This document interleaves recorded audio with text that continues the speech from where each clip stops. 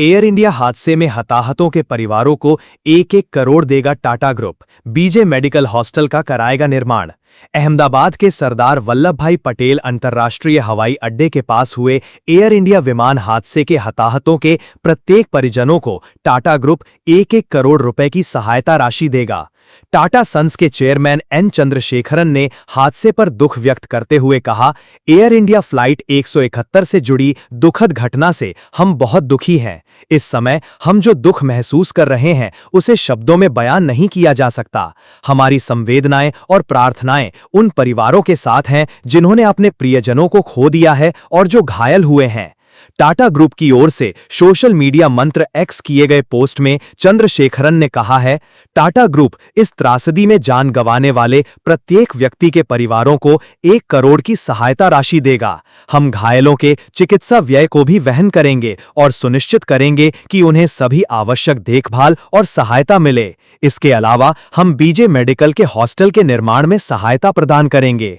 हम इस अकल्पनीय समय में प्रभावित परिवारों और समुदायों के साथ खड़े हैं। एयर इंडिया की ओर से जारी बयान के अनुसार विमान में कुल 242 लोग सवार थे। इनमें 169 भारतीय, 53 ब्रिटिश, 7 पुर्तगाली और 1 कनाडाई नागरिक शामिल थे। ये हादसा भारतीय समयानुसार दोपहर 1:38 के कुछ मिनट बाद हुआ, जब विमान ने सरदार वल्लभ भाई पटेल अंतर्राष्ट्रीय हवाई अड्डे से उड़ान भरी थी और मेघानी नगर क्षेत्र में बीजे मेडिकल कॉलेज के डॉक्टर्स हॉस्टल पर जा गिरा। इस हादसे के बाद सरदार वल्लभ भाई पटेल अंतर्राष्ट्रीय हवाई अड्डा को अगले आदेश तक बंद कर दिया गया है। सभी फ्लाइट्स को स्थगित कर यात्रियों से संबंधित एयरलाइनों से संपर्क करने की अपील की गई है। झारखंड में 16 जून तक बारिश का सिलसिला जारी, 20 जिलों में येलो अलर्ट जारी। झारखंड में आगामी 16 जून तक हल्के से मध्यम दर्जे की बारिश की संभावना जताई गई है। मौसम विभाग के अनुसार इस दौरान 40 से 60 किलोमीटर प्रति घंटे की रफ्तार से तेज हवाएं भी चल सकती हैं। उत्तरी छत्तीसगढ़ और उत्तर पश्चिमी बंगाल की खाड़ी में बने निम्न दबाव के क्षेत्र के चलते राज्य में ये मौसमीय बदलाव देखा जा रहा है।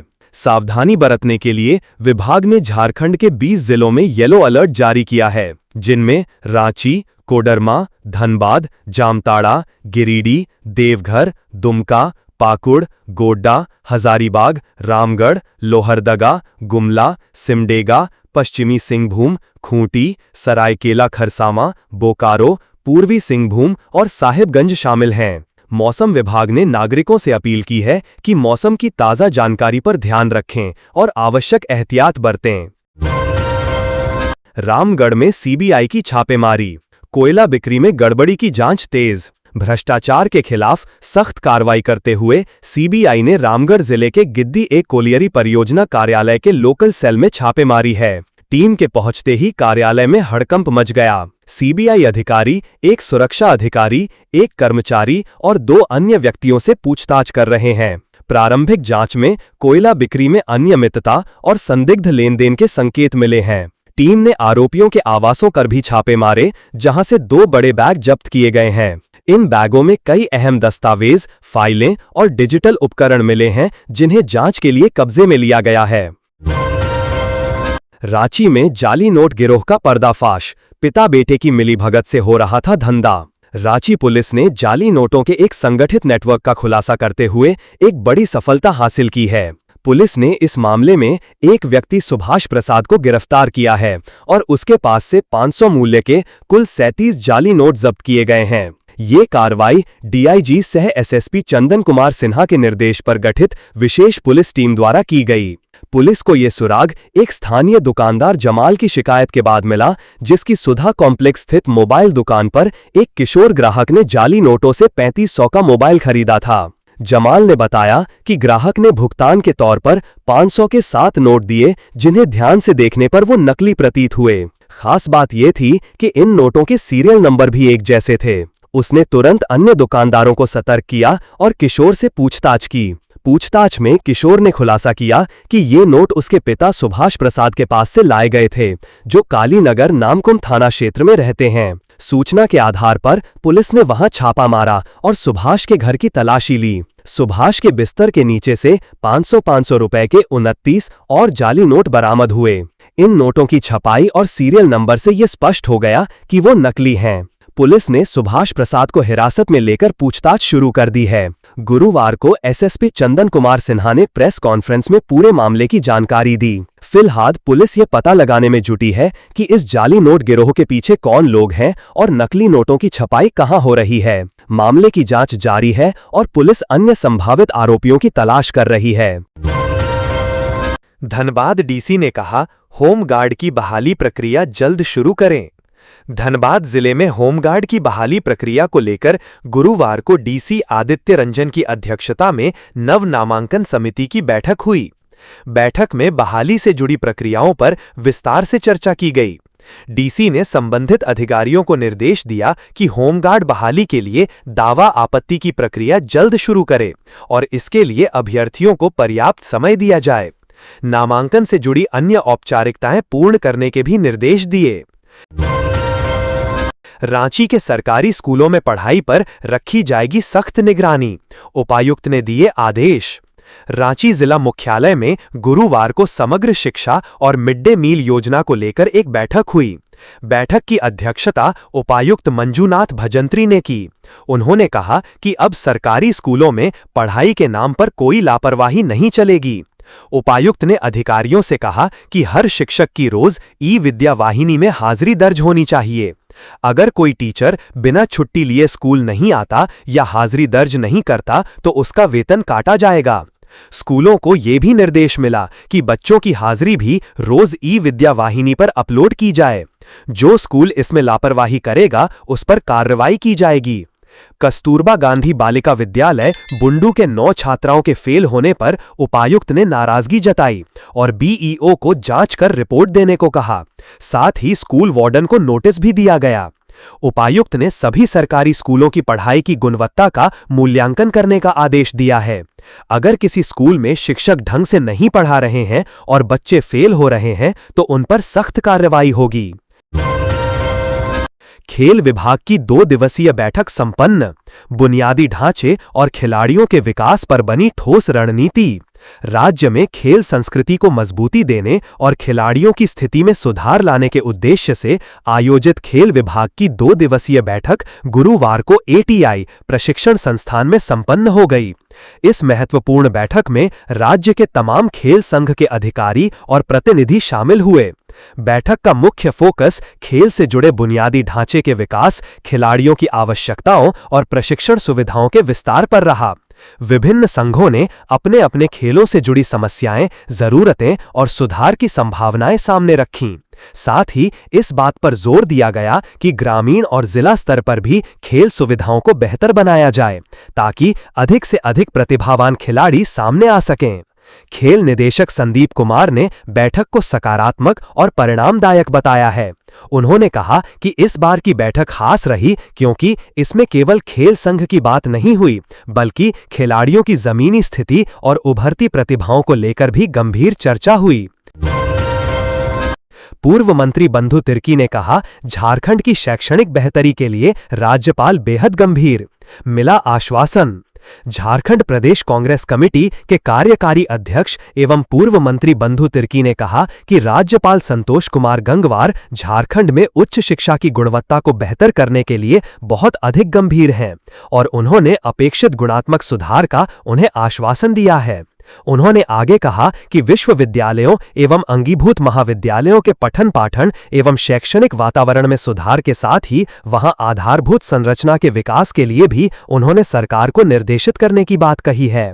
राज्यपाल संतोष कुमार गंगवार से मुलाकात के बाद उन्होंने कहा, राज्यपाल को ये लिखित सुझाव दिया है कि मूलतः झारखंड के उन विद्वान शिक्षाविदों की नियुक्ति विविध विश्वविद्यालयों में कुलपति के रूप में की जाए जिन्हें झारखंड की जनजातीय विविधता, प्राकृतिक संसाधन एवं यहाँ की भौगोलिक, सामाजिक, सांस्कृतिक संरचना व परिवेश की अच्छी जानकारी हो, जिससे उनके अनुभव का सीधा फायदा झारखंड के छात्र छात्राओं के साथ ही इस प्रदेश को भी मिलेगा।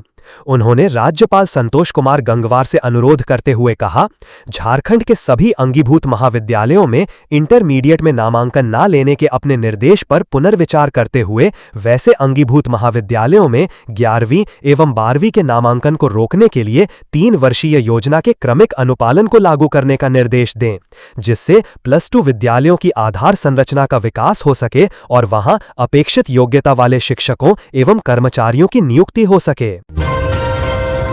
रांची में 16 कोरोना पॉजिटिव, सीएम ने की सतर्कता बरतने और मास्क लगाने की अपील। कोरोना के बढ़ते मामले को देखते हुए रांची का सदर अस्पताल और रिम्स पूरी तरह से तैयार है। रिम्स के क्रिटिकल केयर विंग के 2 फ्लोर में कोरोना संक्रमितों के लिए 10-10 बेड अलग से रिजर्व रखे गए हैं। इसके अलावा आइसोलेशन वार्ड, डेंगू वार्ड के नाम से प्रचलित में भी एक अलग विंग बनाया गया है। वहीं सदर अस्पताल में 20 बेड आरक्षित रखे गए हैं। अस्पतालों में दवाओं का स्टॉक भी बढ़ा दिया गया है। फिलहाल रिम्स में कोरोना के 3 संक्रमितों का इलाज चल रहा है। इसमें एक रांची, दूसरा सिमडेगा और एक उत्तर प्रदेश के गोरखपुर का निवासी है। सभी संक्रमितों की उम्र 40 वर्ष से अधिक है। लालपुर के संक्रमित 55 वर्ष, सिमडेगा के 65 वर्ष और गोरखपुर के संक्रमित की उम्र 43 वर्ष की है। 2 संक्रमितों को आइसोलेशन वार्ड में और एक को क्रिटिकल केयर के स्पेशल विंग में रखा गया है। इधर रिम्स के ओपीडी में परामर्श लेने आए मरीजों में कोरोना से मिलते जुलते लक्षण दिखते ही उसे संदिग्ध मानते हुए स्क्रीनिंग कराने का निर्देश दिया गया है। इधर राज्य में बढ़ रहे मामलों को देखते हुए मुख्यमंत्री हेमंत सोरेन ने जनहित में एक संदेश जारी किया है। उन्होंने कहा, हाल के दिनों में देश के कई हिस्सों में कोरोना के मामले बढ़ रहे हैं। ऐसे समय में लापरवाही नहीं बल्कि सजगता जरूरी है। भीड़ भाड़ वाले स्थानों पर मास्क का प्रयोग करें, हाथों की सफाई का ध्यान रखें और जरूरत पड़ने पर जांच अवश्य कराएं। डीजे संचालकों को 24 जून तक रजिस्ट्रेशन कराना अनिवार्य, वरना होगी कार्रवाई। रांची उपायुक्त मंजूनाथ भजंत्री ने इस संबंध में आदेश जारी किया है। जारी आदेश के अनुसार जिले के सभी डीजे संचालकों को 24 जून तक रजिस्ट्रेशन कराना अनिवार्य कर दिया गया है। आदेश के तहत डीजे संचालकों को अपने निकटतम पुलिस थाने में संपर्क कर आवश्यक दस्तावेज जमा करने होंगे।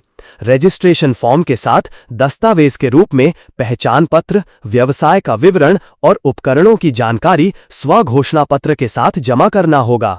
उच्च न्यायालय के आदेश के आलोक में रांची उपायुक्त मंजूनाथ भजंत्री ने उक्त आदेश जारी किया है। जिला प्रशासन द्वारा बताया गया है कि यह कदम सार्वजनिक शांति, सुरक्षा और ध्वनि प्रदूषण नियंत्रण के दिशा निर्देशों के अनुपालन के लिए उठाया गया है। यह फैसला डीजे संचालन से उत्पन्न होने वाली समस्याओं को नियंत्रित करने के लिए किया गया है। निर्धारित तिथि 24 जून 2025 तक रजिस्ट्रेशन नहीं कराने वाले संचालकों के खिलाफ नियमानुसार कार्रवाई की जाएगी।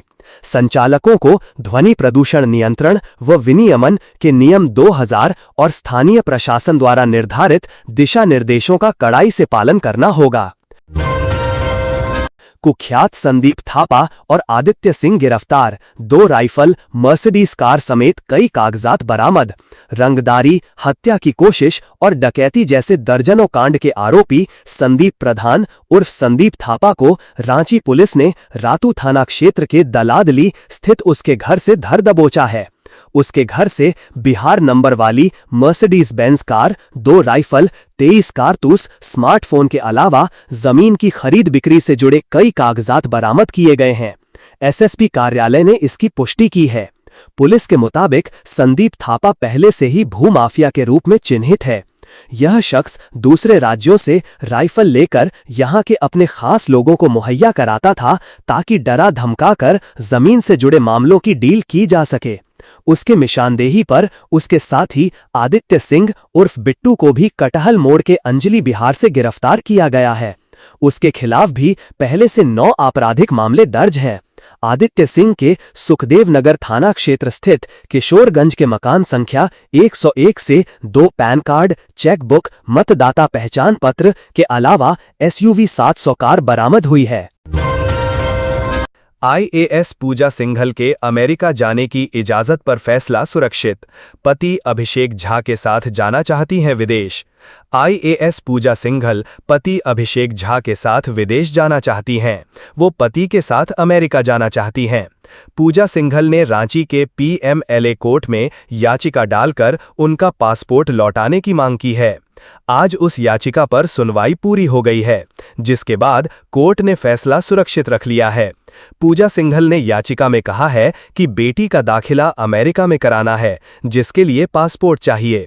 अब फैसले का इंतजार करना होगा कि कोर्ट पूजा सिंघल और उनके पति अभिषेक झा का पासपोर्ट रिलीज करता है या नहीं। बता दें कि मनी लॉन्ड्रिंग के आरोपों में घिरी पूजा सिंघल अभी जमानत पर जेल से बाहर हैं।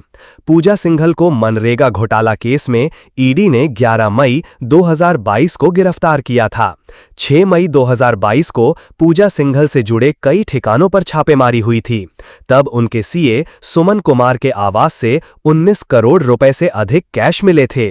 पूजा सिंघल को गिरफ्तारी के 28 महीने बाद 7 दिसंबर 2024 को जमानत मिली थी। पूजा सिंघल को जब ईडी ने गिरफ्तार किया था, उस समय वो झारखंड की खान एवं उद्योग सचिव हुआ करती थीं। पूजा सिंघल पर खूंटी जिला का डीसी रहते हुए 18 करोड़ रुपए का मनरेगा घोटाला करने का आरोप था। पूजा सिंघल का नाम 1000 करोड़ रुपए के खनन घोटाला केस में भी आया था। पूजा सिंघल 2000 बैच की झारखंड कैडर की आईएएस अधिकारी हैं। उन्होंने झारखंड में बतौर आईएएस अधिकारी खनन, उद्योग, कृषि और स्वास्थ्य विभाग में अहम ओहदा संभाला। जमानत पर जेल से बाहर आने के बाद झारखंड की हेमंत सोरेन सरकार ने उनका निलंबन वापस लिया और दोबारा सेवा में बहाल कर दिया है। पूजा सिंघल अभी कार्मिक विभाग में सेवा दे रही हैं। फ्लाइट हादसे में सिर्फ एक जिंदा बचा, बाकी सभी 241 की मौत। सुबह 8:30 बजे घटनास्थल पर जाएंगे पीएम मोदी।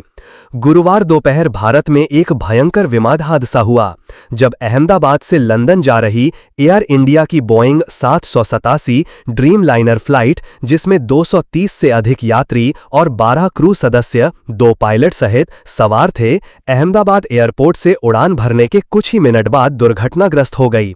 विमान ने 1:38 में उड़ान भरी और तुरंत बाद कप्तान सुमीत सभरवाल ने मेडे आपातकालीन संदेश भेजा। इसके बाद विमान से कोई संपर्क नहीं हो पाया। विमान अहमदाबाद के मेघानी नगर क्षेत्र में बीजे मेडिकल कॉलेज के आवासीय इलाके में गिर गया।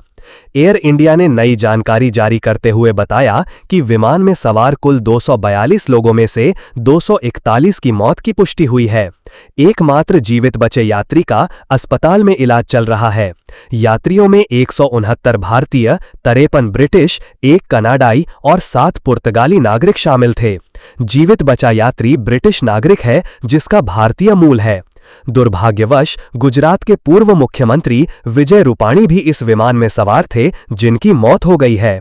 इस हादसे के बाद केंद्रीय गृह मंत्री अमित शाह और नागरिक उड्डयन मंत्री के राम मोहन नायडू दुर्घटना स्थल पर पहुंचे। एयर इंडिया के मालिक टाटा ग्रुप ने मृतकों के परिजनों के लिए 1 करोड़ रुपए की एक्स ग्रेशिया राशि घोषित की है। रांची के जंगल के बीच बंद घर से 1 करोड़ का डोडा बरामद। रांची के नामकुम की लाल खटंगा पंचायत अंतर्गत भुसूर चौक खूंटी रोड स्थित गोविंदपुर जंगल में बंद पड़े घर से पुलिस ने भारी मात्रा में डोडा जब्त किया है। सूत्रों से मिली जानकारी के अनुसार खुफिया विभाग की सूचना के बाद रांची पुलिस की टीम के द्वारा यह कार्रवाई की गई है। एसएसपी के निर्देश पर डीएसपी के नेतृत्व में कार्रवाई की गई है। डीएसपी के नेतृत्व में खरसीदाग ओपी पुलिस ने गुरुवार को जंगल स्थित बंद घर में छापेमारी की, जहां पुलिस को 50 से ज्यादा बोरों में भरकर रखा डोडा अफीम मिला। कार्रवाई गुरुवार की देर शाम तक किया गया। जिस स्थान से पुलिस ने डोडा बरामद किया है, वह क्षेत्र घने जंगल के बीच है। जंगल में 3 से 4 घर ही हैं। बरामद डोडा का कीमत करीब 1 करोड़ रुपया आंकी जा रही है। गिरिडीह में निषिद्ध मादक पदार्थों के विरुद्ध जागरूकता अभियान के तहत 1 दिवसीय कार्यशाला का आयोजन गुरुवार को समाहरणालय सभागार में निषिद्ध मादक पदार्थों के विरुद्ध जागरूकता अभियान के तहत 1 दिवसीय कार्यशाला का आयोजन किया गया, जिसमें नशे से होने वाले दुष्प्रभावों, समाज एवं व्यक्तिगत जीवन पर पड़ने वाले प्रभाव इनके कारण, परिणाम एवं इससे बचने के उपायों पर विस्तृत चर्चा की गई। संबोधित करते हुए डीसी रामनिवास यादव ने कहा कि 10 जून से 26 जून तक चलने वाले इस राज्यव्यापी अभियान का हम सभी हिस्सा बने और अपना कर्तव्य समझते हुए अपने आसपास के लोगों को इस मुहिम के तहत जोड़ते हुए उन्हें भी जागरूक करें। नशा न सिर्फ एक व्यक्ति के मानसिक, शारीरिक और बौद्धिक विकास को बाधित करता है, बल्कि वो पूरे समाज के लिए दीमक की तरह काम करता है। यह किसी व्यक्ति को आर्थिक रूप से कमजोर तो करता ही है, साथ ही किसी परिवार के टूटने में इसकी महत्वपूर्ण भूमिका देखी जा रही है।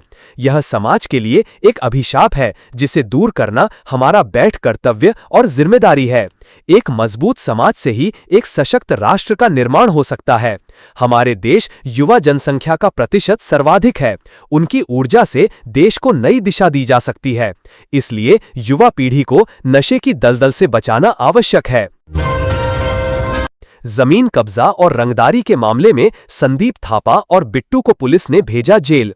बुधवार 11 जून को पुलिस ने हिस्ट्री शीटर संदीप थापा और बिट्टू सिंह को पूछताछ के लिए सुखदेवनगर थाना लाया था। इस दौरान पुलिस ने उनके पास से 2 लग्जरी कारें, एक 315 राइफल और जमीन से जुड़े कई महत्वपूर्ण दस्तावेज बरामद किए। उस समय तक मामला पूरी तरह स्पष्ट नहीं था। गुरुवार को रांची के पुलिस कप्तान ने बताया कि संदीप थापा और बिट्टू सिंह को जेल भेजा जा रहा है, क्योंकि उनके खिलाफ अवैध तरीके से जमीन कब्जा करने और रंगदारी मांगने के आरोप सामने आए हैं। पुलिस कप्तान ने यह भी बताया कि बरामद राइफल का लाइसेंस जम्मू कश्मीर का है। ऐसे हथियार को दूसरे राज्य में ले जाने के लिए जम्मू कश्मीर प्रशासन से लिखित अनुमति लेनी होती है, जिसे गंतव्य राज्य के प्रशासन को प्रस्तुत करना अनिवार्य होता है। लेकिन इन आरोपियों ने ऐसा कोई वैधानिक प्रक्रिया नहीं अपनाई, जिसके कारण यह मामला भी जांच का विषय है। पुलिस के अनुसार वर्तमान में संदीप जमीन के कारोबार से जुड़ा है और अधिकतर सौदे अवैध तरीकों से करता है। फिलहाल संदीप और बिट्टू दोनों न्यायिक हिरासत में हैं। पुलिस जांच जारी रखेगी और अब यह मामला अदालत में प्रस्तुत किया जाएगा। प्रोजेक्ट भवन परिसर में खड़े जर्जर वाहनों का ऑक्शन होगा। प्रोजेक्ट भवन परिसर में बेतरतीब ढंग से पड़े वाहनों का ऑक्शन किया जाएगा। इसको लेकर भवन निर्माण विभाग द्वारा 20 जून को दिन के 2 बजे बैठक बुलाई गई है। इस बैठक में कैबिनेट और परिवहन विभाग के अधिकारी भी शामिल होंगे। मालूम हो कि प्रोजेक्ट भवन परिसर में वर्षों से पड़े कंडम वाहनों का मुद्दा उठाया था। बताया था कि पड़े सरकारी वाहन वहां कबाड़ का रूप लेते जा रहे हैं। कंडम वाहनों के खड़े होने से सचिवालय कर्मियों को अपने वाहनों को पार्क करने में भारी मुसीबत का सामना करना पड़ता है। इतना ही नहीं, वाहनों के लगातार पड़े रहने के कारण उसकी स्थिति और भी जर्जर होती जा रही है। ऑक्शन होने से कंडम वाहनों से राज्य सरकार को राजस्व की भी प्राप्ति होगी और प्रोजेक्ट भवन परिसर साफ सुथरा भी दिखेगा। दिल्ली में कटा चालान, स्कूटी खड़ी थी झारखंड में। शख्स ने प्रशासन से लगाई न्याय की गुहार। पूर्वी सिंहभूम जिले के पटमदा ब्लॉक स्थित ग्राम बागुर्दा निवासी जगदीश कुमार ने दिल्ली के ट्रैफिक पुलिस द्वारा जारी किए गए एक ई चालान के खिलाफ प्रशासन से न्याय दिलाने की मांग की है। जगदीश कुमार के अनुसार उनके नाम पर निबंधित स्कूटी दिल्ली के धौला कुआं क्षेत्र में 31 मार्च 2025 को शाम 6:48 में ट्रैफिक नियमों के उल्लंघन का आरोप लगाते हुए गलत चालान जारी किया गया है, जबकि ये वाहन न तो कभी झारखंड से बाहर गया है और न ही मालिक स्वयं दिल्ली गए हैं। उक्त चालान की जानकारी उन्हें एसएमएस के माध्यम से प्राप्त हुई और e-चालान.परिवहन.gov.in वेबसाइट पर भी ये चालान दर्ज है। इसमें 12 जुलाई 2025 को पटियाला हाउस कोर्ट नई दिल्ली में पेश होने का निर्देश भी दिया गया है। जगदीश कुमार ने इस घटना को पूर्णतः त्रुटिपूर्ण और संभवतः नंबर प्लेट की क्लोनिंग का मामला बताया है। उनका कहना है कि संबंधित तारीख और समय पर वे स्वयं बागुर्दा में थे और स्कूटी भी वहीं मौजूद थी। उन्होंने इस मामले की शिकायत पटमदा प्रखंड के कमलपुर थाना और साइबर थाना जमशेदपुर में दर्ज कराई है, ताकि इसकी न्यायिक और तकनीकी जांच हो सके। शिकायत में उन्होंने मांग की है कि उक्त गलत चालान को तत्काल प्रभाव से निरस्त किया जाए, वाहन संख्या संख्या के दुरुपयोग या क्लोनिंग की जांच की जाए। साथ ही इस प्रकार के मामलों से आम जनता को बचाने के लिए ट्रैफिक सिस्टम को और सशक्त और पारदर्शी बनाया जाए। तो ये थी आज की झारखंड की टॉप बड़ी खबरें। इसी तरह झारखंड की हर छोटी सी बड़ी खबर देखने के लिए आप हमारे चैनल 24 झारखंड न्यूज को सब्सक्राइब करके बेल आइकन प्रेस कर ले, जिससे झारखंड की हर छोटी सी बड़ी खबर की अपडेट आप तक पहुंचता रहे। तो आज के लिए बस इतना ही, हमें दीजिए इजाजत, फिर मिलते हैं नेक्स्ट न्यूज में।